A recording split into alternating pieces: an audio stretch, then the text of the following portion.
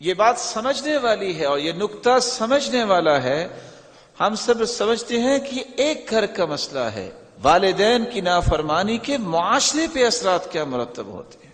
معاشرہ ایک عنصر اور ایک اکائی سے بنتا ہے. معاشرے پہ والدین کے نافرمانی کے اثرات جو مرتب ہوتے ہیں، اس معاشرے کے اندر تفرقہ بازی عام ہوتی ہے. جس معاشرے کی اولادیں والدین کی نافرمان ہوتی ہیں، جس نے گھر میں ہی والدین کی ہی حیا اور شرم نہیں کی، ان کی عزت نہیں کی، وہ معاشرے پہ نکل کے لوگوں کی عزت کرے گا؟ جس کا گھر جو ہے وہ پارا پارا ہو گیا ہے، والدین کی وہ عظمت کو نہیں پہچانتے، وہ معاشرے پہ نکل کے کسی بڑے کا احترام کریں گے؟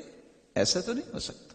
اور ہوتا کیا ہے، وہ صرف ایک گھر نہیں، پھر جیلن بعد جیل، نسلوں تک یہ بدتمیزی چلتی ہے اور معاشرے برباد رہتے ہیں. دوسرا نقصان معاشرے کو اٹھانا یہ پڑتا ہے، ایسے معاشرے پر دشمنوں کا تسلط ہو جاتا ہے.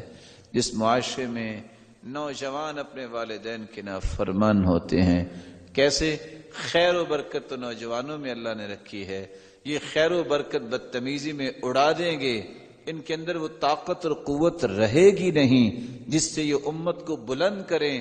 یہ ہمیشہ دشمنوں کے تسلط میں رہیں گے اور مغلوب رہیں گے، کیونکہ انہوں نے اس راستے کو چھوڑا ہے جس راستے سے انسان کو قوت و طاقت ملتی ہے اور اللہ ذوالجلال پھر غلبہ عطا کرتے ہیں.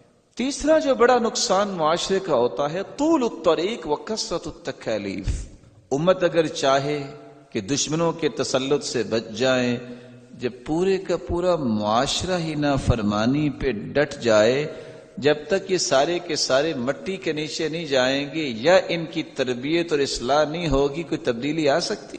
اور ان کی تبدیلی آنے تک وقت کتنا گزرے گا؟ بہت لمبا راستہ بن جاتا ہے امت کے لیے تبدیلی لانے میں.